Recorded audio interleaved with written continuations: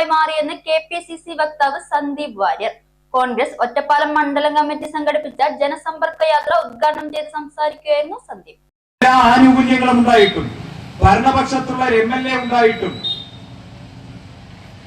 ഒറ്റപ്പാലം പോലെ വലിയ തോതിൽ നികുതി വരുമാനമുള്ള ഒരു നഗരസഭയുടെ ഭരണം കയ്യിലുണ്ടായിട്ടും കെടുകാര്യസ്ഥതയും അഴിമതിയും കൊണ്ട് ഒറ്റപ്പാലത്തെ നരകതുല്യമാക്കി മാറ്റിയിരിക്കുകയാണ് ഇവിടുത്തെ CPM-ന്റെ ഭരണസമിതി.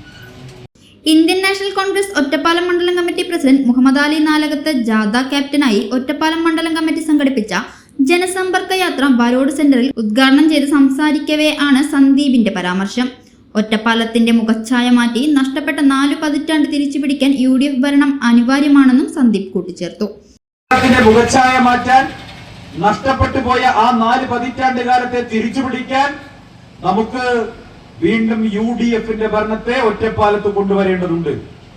വികസനോന്മുഖമായ ഒരു ഭരണസമിതിയെ ഒറ്റപ്പാലത്ത് വീണ്ടും കൊണ്ടുവരേണ്ടതുണ്ട്. കാഴ്ചപ്പാടുള്ള ഒരു ഭരണസമിതിയെ വീണ്ടും ഒറ്റപ്പാലത്ത് കൊണ്ടുവരേണ്ടതുണ്ട്. തീർച്ചയായിട്ടും UDF-ന് മാത്രമേ, ഇന്ത്യൻ നാഷണൽ കോൺഗ്രസിന് മാത്രമേ ഒറ്റപ്പാലത്തെ മുന്നോട്ട് നയിക്കാൻ കഴിയൂ എന്നുള്ള കാര്യത്തിൽ ഒരു സംശയവും വേണ്ട. ഇവിടെ ഒറ്റപ്പാലം നഗരസഭയുമായി ബന്ധപ്പെട്ട നിരവധി അഴിമതികൾ, നിരവധി പ്രശ്നങ്ങൾ പത്രമാധ്യമങ്ങളിൽ ദിവസേന എന്നോണം വായിച്ച് മനം മടുത്തവരാണ് ഇവിടുത്തെ ജനങ്ങൾ.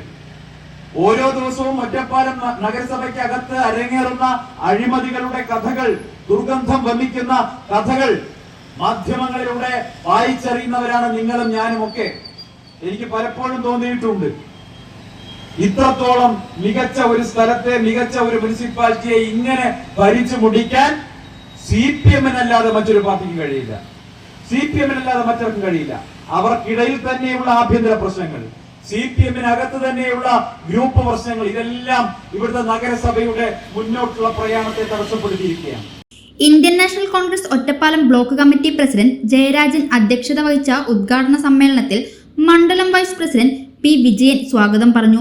ബ്ലോക്ക് കമ്മിറ്റി ഭാരവാഹികളായ Kabir, C. Unnikrishnan, M. Vappu, M. Krishnankutty, N. Vijayakumar, മണ്ഡലം ഭാരവാഹികളായ P. ഹരിദാസ്, പാർവതി തുടങ്ങിയവർ സംസാരിച്ചു.